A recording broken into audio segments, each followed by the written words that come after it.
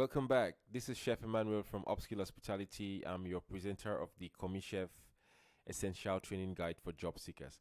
Now, we recently saw the Egg Day, which we learned how to make different breakfast items. We learned the omelette. We learned doneness for eggs. We learned some common uses of eggs. We saw vegetable omelette. We saw Hollandaise sauce. We saw the egg benedict recipe. We actually saw how to make the egg mixture as well. We saw Hollandaise sauce. We saw the classic or American omelette or the French omelette. Okay. We saw scrambled eggs. We saw the fried egg, and so on and so forth. So we expect your answers or some questions from this lesson, and we'll dive straight to the next lesson, which we are coming today to talk about food safety and hygiene. And this lecture is very important, so I'll pray you to to pay attention as well. Grab as much information as you can. I will try to explain as much as I can as well, and without wasting much time, we'll just dive further into the course. Now, the importance of food safety and hygiene. Okay, I'm sure you saw this picture somewhere before, and it came up again. Keep food out of danger zone. We can refresh our memories. We said the cooking and reheating temperature is 75 degrees and above. We also saw that the hot holding temperature is 60 to 60 or 63, depending on the country where you are. 63, of course, is the safest, so let's go with 63. And then we saw that the danger zone is between 5 and 63 degrees Celsius, or 41 degrees Fahrenheit and 145 degrees Fahrenheit. Okay, some bacterial growth may occur. Bacteria can multiply by dividing into 2 every 10 to 20 minutes. One bacteria can grow into 2 million after 7 hours. So the longer you keep food outside in a favorable condition, that is between 5 and 63 degrees, that is, the longer you keep food outside in that temperature range, the more bacteria will grow, of course. So take note of these things. Okay, refrigerate food at 5 degrees Celsius or less, or 41 degrees. Okay, defrost food in a chiller. You can defrost in the microwave. You can defrost in under running water, but the fastest or the safest way to defrost food is in a chiller overnight. Okay, cooling should be done within 90 minutes, and the freezer temperature between -18 and 22 degrees Celsius. Okay, so these are all informations that you need to remember. These are key facts that you have to remember every time you are in the kitchen. Okay, now let's go straight into the course. Now that we have an introduction to the food safety thing, all these values that we mentioned are actually called critical control limits. Okay, and these values are all important in the kitchen. Therefore, food safety and hygiene are crucial to prevent foodborne illnesses and ensure the health of customers or consumers. Poor food safety practices can lead to growth of harmful bacteria, viruses, and pathogens in food. Okay, what is a pathogen? Who can tell me what the pathogen is?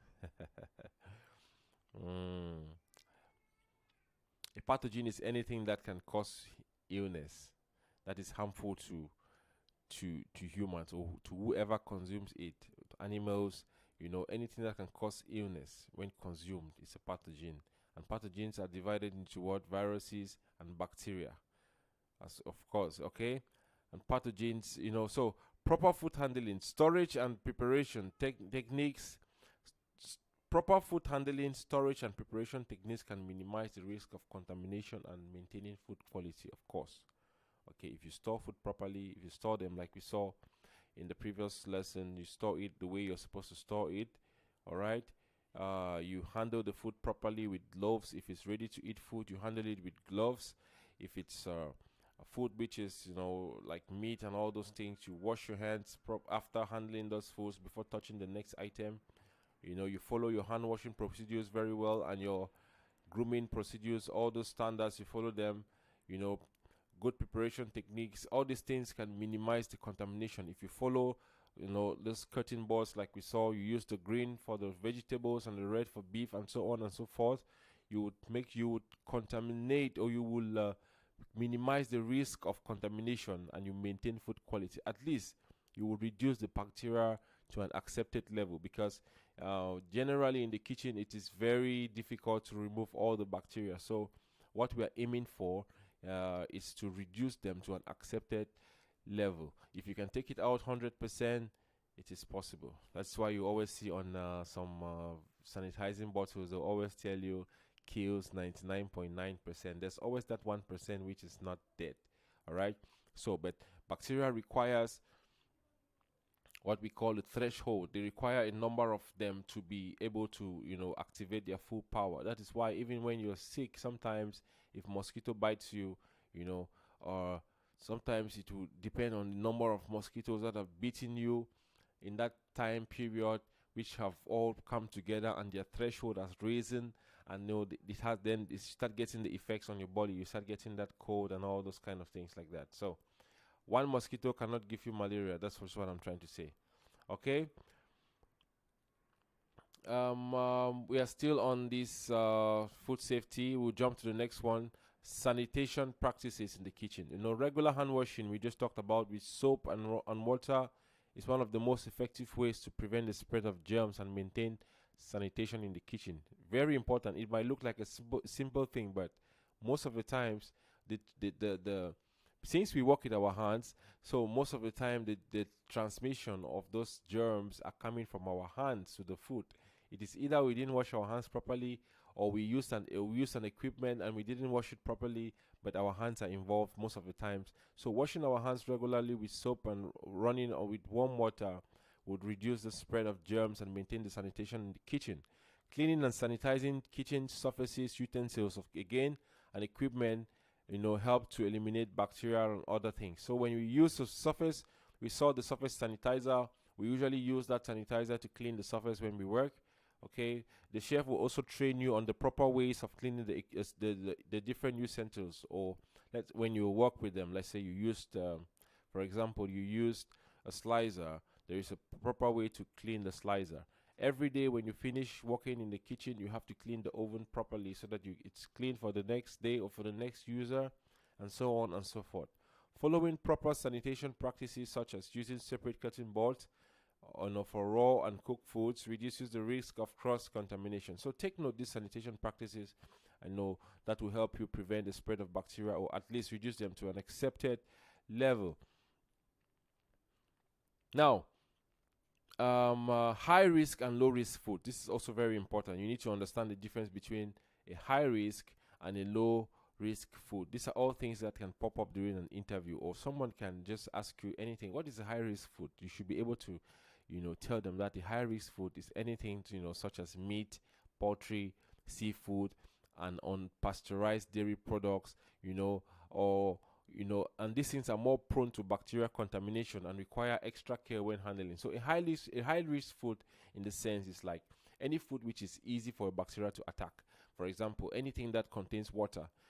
Later, very soon in this same lesson, we're going to see the different conditions that will promote bacterial growth.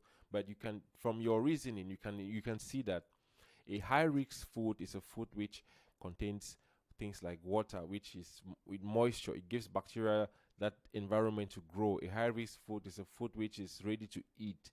You understand? It could also be a food which, it can easily get bad. Okay, anything which has those conditions that will easily cause bacteria to grow, like presence of moisture, presence of air, all those things would, presence of food material, something that bacteria can feed on. All right, is a high risk food. Okay, a low risk food on the other hand, like fresh fruits, vegetables, or packaged foods, all these dry things, rice, nuts, okay, spices, those dry spices that are all staying in the dry storage, all those things are low risk foods. Okay, and they have lower risk of contamination and may require less stringent handling practices. So it is important to understand the difference between a high and a low risk food to ensure proper handling and to prevent foodborne illnesses. So take note of high risk and low risk food. Smoked salmon is a high risk food, for example. Salmon is high risk. It can get bad very fast. Okay. If you cook and then you put let's say you cook your food and you put in the chiller, or you cook your food.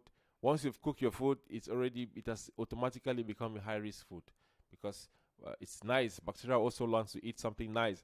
Okay, so anything which is there which contains moisture, for example, for especially, it's easy for bacteria to attack. Yes. Then let's look at germs, pathogens, and common bacteria that can be found in the kitchen. Okay, this is a picture of bacteria. Of course, you can see germs are microorganisms that can cause a disease, like I said before. Okay, what's the difference between a germ and a pathogen? A pathogen specifically refers to a disease-causing organism. Okay, now what I said before, I was like, what's a pathogen? A pathogen is anything that, and remember I mentioned, it's anything that can cause disease. Okay, let's break this thing down. But a germ is a microorganism that can cause disease. It can, and also it cannot cause disease. Okay, but a pathogen will actually cause a disease when you consume. Okay, when you have it. For example, there are bacteria, and germs. Bacteria fall under germs. Bacteria, viruses, all those things fall under germs. Okay, but you now segregate them. You now separate them. Like, there are other ones which are disease causing, and there are other ones which are safe. All right, all viruses are pathogens, because viruses are all there to attack the host. They are all there to cause you illness. So a virus is a pathogen, but not all bacteria is a pathogen, because there are some healthy bacteria, like the bacteria which is found in our gut, which helps to digest our food. All these are all healthy bacteria. So it cannot be classified as a pathogen, but it is classified as a germ. You understand the difference? That's what I'm trying to say. The bacteria which is found in yogurt, for example, yogurt is built with bacteria cultures and all those kind of things. Okay, baby food, the Celerac, all those things contain bacteria, but they are healthy bacteria which are activated when you use water. All right, so common bacteria found in the kitchen include salmonella from raw chicken, of course, E. coli from ground beef, listeria from meats, soft cheeses, all those cheese like the ones you see in cheese, and this one is called what? Campylobacter from raw poultry. These are very dangerous. But the most common one you need to remember in this course is salmonella. Salmonella is very common in the kitchen. Okay, the one from beef is also there, but you hardly hear food poisoning from beef. Mostly comes from chicken. Okay, next. Yeah, and salmonella only dies only when you cook it for, at 75 degrees and above for some time. You have to cook the chicken. If you're cooking chicken, you have to cook it and check the internal temperature. Let's say you cook a chicken breast, it's thick, but when you want to check that it's cooked, you either use a thermometer and you insert it to the center and make sure that the temperature is 75 degrees and above. Okay, or you can also open the chicken to check, open a little bit, put a wound on the chicken to check if it's pinkish. If it's still pink, the chicken has not been cooked properly. It should become white. Okay, nice. But the best way to check is to check the internal temperature and make sure that it's 75 degrees. The core temperature is 75 degrees. All right. Bacteria can multiply rapidly if food is not handled, stored, or cooked properly, leading to foodborne illnesses. Of course. All right. Factors that will affect bacteria growth. Okay. We are on the factors that will affect bacterial growth. Take note of this one, because it's important. These things can come up. You definitely see these things when your company sends you for a basic food safety training exercise. As a commis chef, you need to have it. All right. But the good thing is that this course has included an introduction, or has included some important aspects about food safety, which will help you, get into the industry and then you learn more once you're in the kitchen. Okay, now factors that will favor or affect bacterial growth. The first one is temperature. Temperature. Bacteria thrives between 5 and 60 degrees, or 5 to 63, remember. Okay, and this range is called danger zone. We saw it already on the other slide. And so bacteria, anything that is kept outside between this temperature 5 and 6 degrees, is already at a risk of developing bacteria. That is why I always I don't like to see my son's food outside. For example, you know, if we feed him, if he doesn't finish the food, I don't keep it outside. I can keep it in the chiller and let it be there for a maximum of 24 hours. So if more than 24 hours, sometimes I don't even exceed 6, 7 hours, 8 hours, or let's say 12 hours, and if he has not finished that food, I'm going to discard it, because the longer the food stays, you give it more time for the bacteria to start growing, which can affect the baby. But of course, you know, with us as older or mature people, this might change, but I'm just with concern to babies, make sure that you don't leave their food outside within this temperature, you know, because bacteria will just be growing in the food, and they will just consume the next time you want to give them. Okay, even if you warm them, but if you don't warm them properly, you have to actually cook it to 75 degrees again to be able to kill most of the bacteria that are in the food. Okay, bacteria multiply every 20 minutes, okay, like 10 to 20 minutes, and posing a significant risk over a longer period. Okay, so you can see that bacteria can grow from 2 to 7 million within 7 hours. Okay, don't joke with these things. Like 2 million, sorry, bacteria can grow 10 to 20 times in every 10 to 20 minutes. It can multiply every 10 to 20 minutes. That's what I'm trying to say. So 2 million bacteria can be created in the space of 7 hours with no stress. All right, so time is what we are saying. So temperature, time, the moisture. Bacteria require water to grow, like I said, all high-risk foods, making moist foods accessible, especially those without proper storage. Anything which has water already is given a favorable condition for bacteria to grow. The next one is acidity. Bacteria cannot thrive in acidic environments. Acids like vinegar or lemon juice can inhibit bacterial growth. Okay, bacteria can come in any form. Bacteria can come in bad smell. Anything you see that the smell is not good, just know that it's bacteria. For example, sometimes when you're in the restaurant, you can serve the guest food, and the guest complains that the plate is smelling. That plate has bacteria. And what we do as chefs in the kitchen, we have a small ramekin can of lemon juice where we just put on the side when we are plating the food. Before we send the food outside, we dip some tissue in that lemon juice, wipe the plate, okay, take off that back smell, and at least sanitize the plate before giving it to the customer. So these are all some techniques that we use in the kitchen, but bacteria does not grow in an acidic environment. If you want to keep something for long, like what you see every time you see pickled cucumbers, pickled mangoes, pickled whatever pickled. Pickling is like putting vinegar into something, and then that thing will stay for a long period of time, because bacteria cannot thrive in that environment. Okay, you can see cucumber pickles can stay for several months without any problem in the refrigerator until you finish them and buy a new one. It's still fine, because they have been soaked in an acidic solution, and bacteria cannot grow in that area or in that environment. So take note, if you want to remove bacteria, use vinegar or lemon. Sometimes when you cut avocado open and you leave it for some time, it will start becoming black. Even banana, if you want to reduce that process from going on, that's bacteria acting. So you can place some slices of lemon on top of them before you cover it to reduce the rate at which bacteria will attack the food.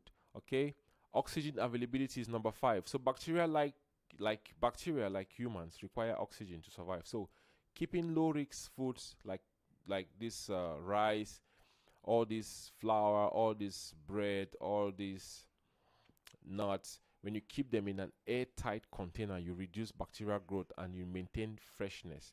So when you expose those things to air, they start losing their crispiness, they start losing their texture and everything, and their taste as well. So if you want to keep food longer, keep it in airtight containers. All right, that's it for these 5 environments will promote or influence bacterial growth. So take note of them. This can always come up during a question answer session. The next one is the temperature danger zone. Okay, this is just showing you, its picture is just showing you some temperature controls in the kitchen. You always see this is repeating all the time. Okay, 4 degrees, okay, where bacteria can multiply rapidly for this temperature between 5 and 60. So emphasizing the importance of proper refrigeration and cooking temperature. So this is just a picture showing you, that you should cook at the right temperature. You should separate things, separate meat from poultry and all those kind of things. Use separate cupping boards, all repeated. So this can be pasted. This can be pasted on the wall in the kitchen, where you will be exposed to it every day, so that you keep refreshing your mind about these things. Wash your hands with warm water and soap for 20 seconds. Rinse fruits, water under running high. You see, fridge temperature should be below that. Freezer temperature, So it's just the same things. Okay, controlling these factors can prevent bacterial growth and ensure food safety. Nice. Let's continue. Food handling rules and storage rules in the chiller. We have already seen this one. Okay, first in, first out. Okay, it's a crucial rule to maintain storage, or for storage, ensuring that all the food items are used. It's a repetition, but you should have to remember these things. First in, first out is like coming up like the feed time now. Checking expiration dates and rotating food items regularly helps maintain freshness and prevent the consumption of expired or spoiled food. So as commis chefs, you have to know how to rotate food. Like FIFO also comes here. You don't go and use new things without finishing the old ones. You have to maintain freshness at all times so that your customers will come back. Properly storing food in designated areas and following temperature guidelines are essential for preventing cross-contamination and maintaining food quality in the kitchen. Okay, this link will show you a video on YouTube on what I'm just talking about right now. And we're back in third quarter planning. Adams is quarterbacking this project, and she is looking.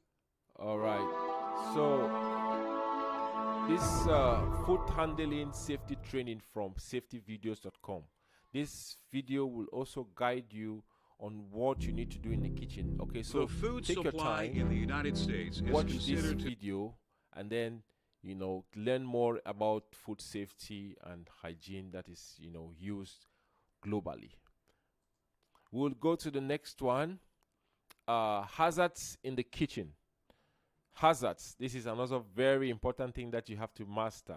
Biological hazards, chemical hazards, physical hazards, allergenic hazards. Hazards, anything that will contaminate food. It can be a physical or chemical or allergenic or biological. Anything. A hazard is anything that will cause, when consumed by a human being or an animal, they will feel some kind of, it's problematic to them.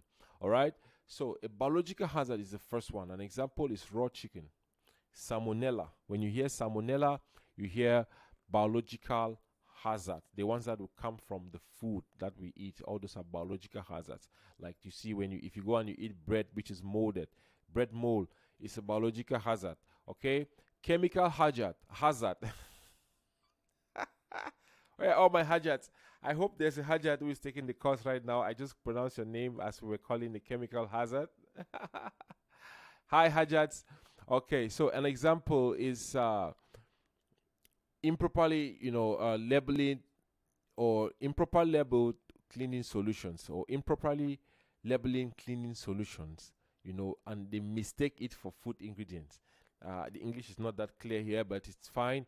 They are just saying that, what I'm trying to write here is, if you label things improperly, somebody can mistake it for food, and you become a chemical hazard. You poison the food, and people can get hurt. Okay, that is why we store chemicals in a separate place in the kitchen. We are at 24, coming to 25 minutes for this. I know that this session is going to be long, but don't worry, we are almost getting to the end. After hazards, we hit HACCP, hit some emergency preparedness, and and some due diligence, and then we'll be done with this food safety. Okay, master these hazards. Okay, a chemical hazard, an example can be food hand sanitizer. It can be a sanitizer for sanitizing vegetables. It can be the chlorine tablets. Okay, that could be a chemical hazard. Someone can take the chlorine tablets and drop it in a pot of soup and thinking that it's some spices or something. Okay, that's a chemical hazard. A physical hazard, an example could be glass or your hair. If your hair drops into food, it's considered as a physical hazard. Okay, and all these things can accidentally be mixed into food. Like if you use the iron sponge to wash your pans, those iron things can drop. Those things can drop in the food. I've actually had experiences like that where customers returned the food because they saw a piece of iron stuff, this iron sponge that came from the steward. The steward. That's why it's not advisable in the kitchen to even use an iron sponge. When I see it in the kitchen, personally, I take it and I throw it because I don't want. I invest, if I'm working in the kitchen as the head, I invest my money. I buy good cleaning things that are going to be used by my staff as well as my stewards. Okay, sometimes the company will not provide, but you as the in charge of the kitchen, you have to make sure that all these things are available so that you reduce the risk of all these things, because believe me, it is possible for these things to happen. Sometimes when you wash a pot with maybe the pot is old, if you wash it with an iron sponge, it's very possible for that thing to stick somewhere on that pan and water doesn't remove it, and it ends up in your soup, and finally the guests would discover it in their plate as well. So take care with these kind of things. Okay, and then that's a physical hazard. The last one is allergenic hazards, and these hazards, there are 14 of them as identified by Dubai municipality. In our Dubai municipality food code, we have 14 of these hazards, and they have listed them here. Okay, peanuts, like tree nuts, e.g., almond, walnuts, milk. Milk is a dairy item, like all these dairy items, milk, cheese, all these things fall under allergenic hazard. People cannot eat eggs. There's some people who cannot eat anything that has to do with fish or seafood in general. There's some people, shellfish, e.g., the shrimps, the crabs, soy, wheat, soy sauce, all those things fall under allergens. Wheat, sesame seeds, gluten also. Sometimes there are some people who are allergic to gluten. So some people want a gluten-free diet, like what we did before, which we did the vegetable quinoa pasta. Okay, all these things are all allergenic or all fall under allergens. My example is wheat, barley, rye, rice, all these things. Mustard, celery. Celery is also considered an allergen. Strangely, when I was studying the food code, I was surprised to see celery as an allergen. Celery is a vegetable, but it's also considered an allergen. Lupins and sulfites, e.g., sulfur dioxide. Okay, all these things you see, crabs, all these shellfish kind of things you see, crustaceans, mollusks, like the these mussels. Okay, all these things that we eat, those seafood items, all these things all fall under allergen, and sometimes customers cannot eat these things. So let's say a customer orders something. An example could be a dairy product like butter, and the recipe has butter. You immediately as a chef have to communicate with sometimes the waiters don't know these things, sometimes the food runners don't know these things, but if you're a food runner, it is easier for you to even learn these things because the chefs can teach you, because you're in direct communicado with them. They can tell you that this recipe has butter. You have to communicate this with the customer so that the customer will either decide to change, or maybe they will be like, okay, if it's in food, it's fine. Okay, so take note of these allergens. You read online for more information, but remember, hazards fall under biological hazards, chemical hazards, physical hazards, and allergenic hazards. So at least get one example of each in your head so that if someone would ask you, you'll be able to answer the questions. To prevent allergens from reaching customers, chefs can clearly label allergenic ingredients on menus and from packaging and food packaging. So chefs, the head chefs or the executive chefs usually mention the allergens, sometimes on the recipe, sometimes on the menu. So second one, implement strict protocols to prevent cross contact between allergens or allergenic items and non-allergenic ingredients. It lists like using separate boards or pans for allergic odors. Yes, in the kitchen we usually have a separate cutting board, a separate knife, a separate sometimes a separate tongue. Something can just they can be kept somewhere. A separate frying pan, a separate cooking pot. Everything can be kept in a separate place. When we have an allergenic odor or we have an odor that has to do with allergens, we make the food from there. Yeah. So I would advise that kitchens will adopt these things and make a safer environment for our guests so that all be happy and we're going to keep making money as we do our food business. HACCP principles in summary. This is a very clean summary that I want to give you. But HACCP stands for Hazard Analysis and Critical Control Points.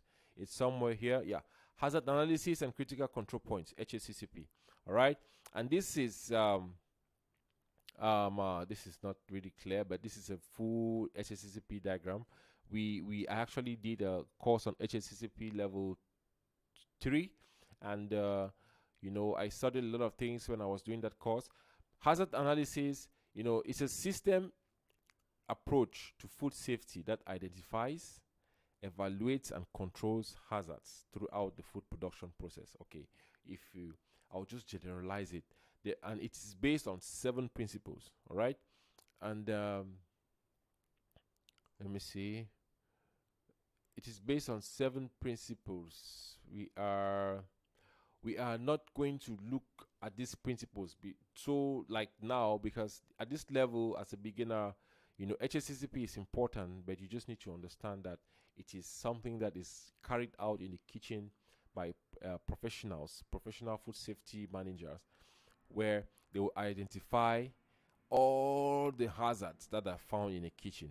Okay, they will evaluate them and implement some control measures to make sure that if these things have happened before, they should not happen again, or prevent them from happening in the first place. Okay, they can come to your kitchen and start from every section. They can start from the bar and look at the ice machine and see that the ice machine, when you touch under the ice machine, maybe under somewhere inside, you find out that you take tissue and you clean, you find out that they can find out from there that it's brown. So why is it brown? So our eyes can be contaminated. Actually, so many ice machines are like that. So they have to implement some control measures to make sure that, which can be evaluated, that this thing is not happening again. So what they can do, for example, they would create a schedule for cleaning.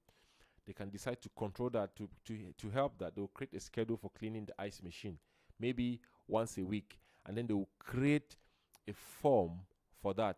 And each time you do that cleaning, you have to write. Okay?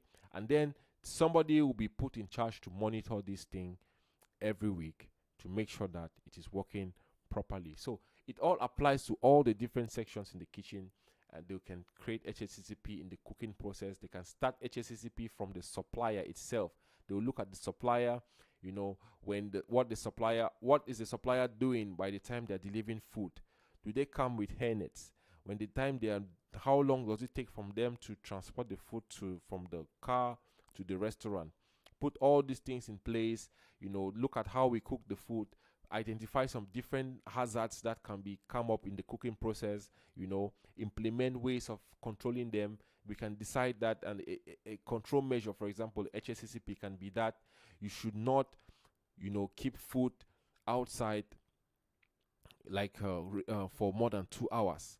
Okay, if the food is hot, you should keep it outside for a maximum of 4 hours.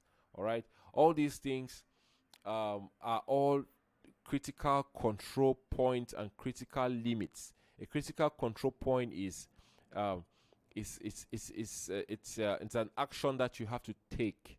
Okay, a critical control point is an action that you have to take to prevent something from happening. Okay, for example, a critical control point can be that to keep food safe, you have to keep it in the chiller. Okay, you have to keep it in the refrigerator. And then that same critical control point has a critical limit. So the critical limit for that process of you taking food and storing it in a chiller is that the food should stay at a temperature of 0 to 5 degrees. I don't know if you get my point, but that is what HACCP is all about. It's all about identifying, evaluating, and controlling hazards that can be found throughout the food production process. So this is just an introduction or a brief description of what HACCP looks like. If you want to learn more about HACCP, there are so many courses you can take online, even free ones. You can go to lynda.com and you'll find a free HACCP course, and you can learn more about this thing. So the 7 principles of HACCP include conducting a hazard analysis. Number 1, determining a critical control point. Number 2, establishing a critical limit. Number 3, monitoring procedures. Number 4, implementing corrective actions. Developing a verification process, and then record keeping. This record keeping is there. This is what we would use to fight. For example, let's say a customer had a food poisoning outbreak, and they start investigating. They will start investigating from the records that you keep or that you have been keeping as you're following all these different standard operating procedures that we saw before. Okay, all those standard operating procedures that we saw in the previous lesson all fall under HACCP, and all those things are monitored and recorded on different sheets. So if there is a food poisoning outbreak, for example, all these things are meant to give the restaurant backup in case something happens in the future. They can use it for their reference when fighting in court. So implementing HACCP ensures that potential hazards are identified and controlled to prevent foodborne illnesses. Generally, when you practice HACCP in your kitchen, you will have a higher, rate by consumers. No one will ever be complaining about food poisoning. You'll be sure that your customers are getting the right thing, and you'll be happy and make more money as a business or food service business owner. Okay, like we said, HACCP, emergency preparedness and due diligence. Now, what is chefs should have procedures for responding to food safety emergencies such as contamination or spoilage, what I was trying to say. Protocols for communication with customers, suppliers, and regulatory authorities during emergencies. So all these chefs and restaurants should have all these procedures in place and ready for all these things in case they come up. A first aid kit and emergency contact information should always be available in the kitchen. Definitely. Due diligence is essentially about retaining records, and this is useful during investigations in case there is food poisoning complaint. That will help to demonstrate compliance with food safety standards. Okay, like I was saying, due diligence is just to back up for all those documents that you have been storing under your HACCP.